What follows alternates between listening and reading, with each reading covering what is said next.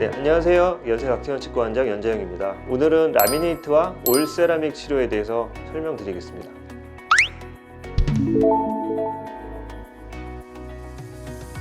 치아 형태가 좀 마음에 안 든다든지 치아 색상이 좀 어둡다든지 하는 분들이 치아 표면에 얇은 판 같은 보철물을 붙여서 치아 색상이나 형태를 좀 개선하는 그런 치료를 라미네이트 치료라고 합니다.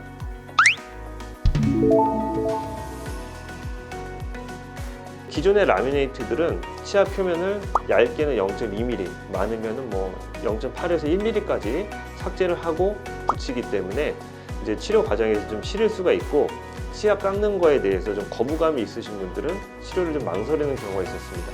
근데 무삭제 라미네이트는 치아를 깎지 않고 치아 표면에 보철물만 붙이기 때문에 그런 치아 삭제에 대한 그런 부담감이 없으시겠죠. 치아를 삭제하지 않고 하는 라미네이트 치료를 무삭제 라미네이트라고 합니다.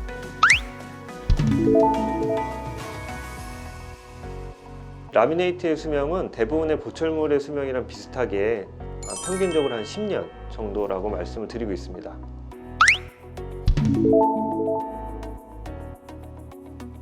기본적으로 이를 전체를 씌우는 게 아니라 치아를 살짝만 깎거나 깎지 않고 치아 표면에 접착제를 이용해서 붙이는 거기 때문에 충격이 오게 되면 깨지기도 쉽고 또 떨어지기도 쉽겠죠. 그래서 라미네이트 치료를 하시게 되면 앞니 사용을 굉장히 자제를 하셔야 됩니다. 특히 이를 꽉 물거나 이를 주무실 때 이를 가는 습관이 있으신 분들은 라미네이트가 굉장히 잘 탈락이 될 수가 있기 때문에 심한 분들은 그런 마우스피스를 맞춰서 주무실 때 끼고 주무신다든지 주기적으로 턱 근육에 보톡스를 맞으시는 경우도 있습니다. 그리고 라미네이트는 치아 표면에 얇은 판을 붙이는 거기 때문에 그 테두리가 부강 환경에 노출이 되어 있습니다.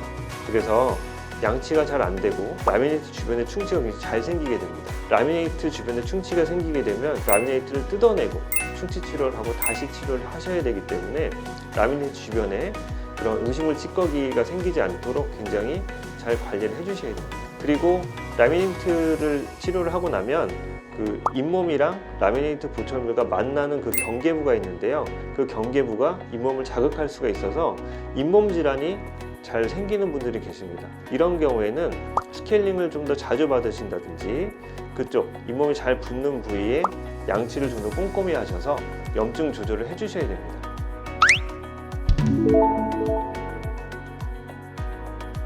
올세라믹은 라미네이트와 비슷하게 치아 형태가 마음에 안 든다든지 그 다음에 치아 색상이 너무 어둡다든지 아니면 추가로 앞니가 충치나 아니면 외상 때문에 치아 머리가 많이 손상된 경우에 치아 머리 부분을 쬐끄맣게 깎아서 전체를 크라운이라고 하죠.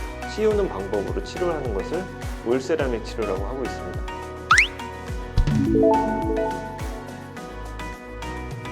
올세라믹의 장점은 일단 이를 전체를 깎아서 씌우기 때문에 잘 탈락이 되질 않습니다. 그 다음에 치아의 형태나 색상을 드라마틱하게 바꿀 수가 있습니다. 라미네이트가 좀 안 되는 방법 중에 하나가 기본적인 치아에다 뭘 붙이는 치료이기 때문에 치열이 불규칙하거나 아니면 치아 손상이 많거나 아니면은 치아 크기를 줄여야 하는 경우에는 이를 아예 많이 깎아서 전체를 씌우는 올세라믹 치료를 하는 것이 훨씬 좋습니다.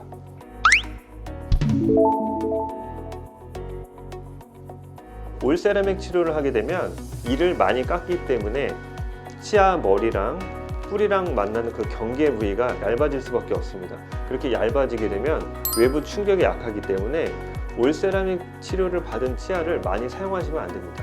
많이 사용하지 않는다는 것은 예를 들어서 앞니에 올세라믹 치료를 했는데 앞니로 오징어 같은 걸 뜯어서 드신다든지 질긴 고기를 드시게 되면 그 힘 때문에 내부에서 크랙이 가거나 심한 경우에 치아 머리가 부러지는 경우도 생길 수가 있습니다. 그리고 올세라믹 치료를 하시게 되면은 신경 치료를 안 하고 전체를 씌우는 경우도 있는데요.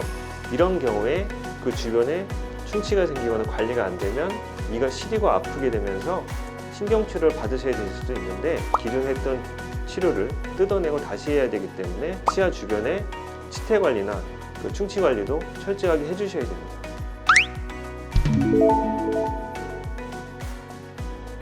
올세라믹 크라운의 평균 수명은 10년에서 15년이라고 말씀을 드릴 수가 있습니다.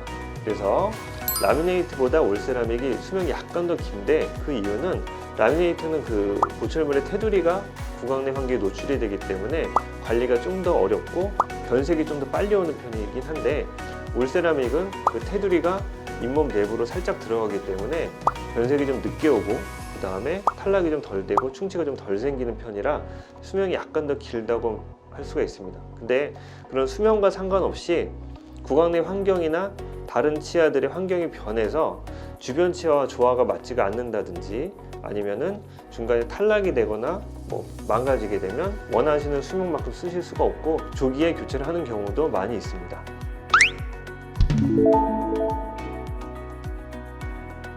라미네이트가 가능한 경우에는 라미네이트 치료를 하시는 것이 좋습니다. 치아가 너무 돌아가 있다든지, 아니면 치아 크기를 줄이고 싶다든지, 아니면 기존에 충치가 심해서 치아가 파괴된 정도가 좀 심한 경우에는 라미네이트를 적절하게 붙일 수가 없기 때문에 올세라믹 치료를 권유를 드리고 있습니다.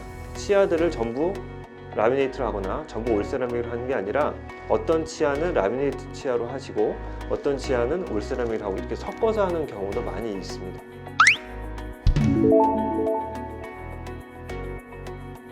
라미네이트를 하는 비용이 70만 원이다 고 하면은 부가세 10%가 더 나와서 그만큼 더 경비가 소요가 되는 경우가 있습니다.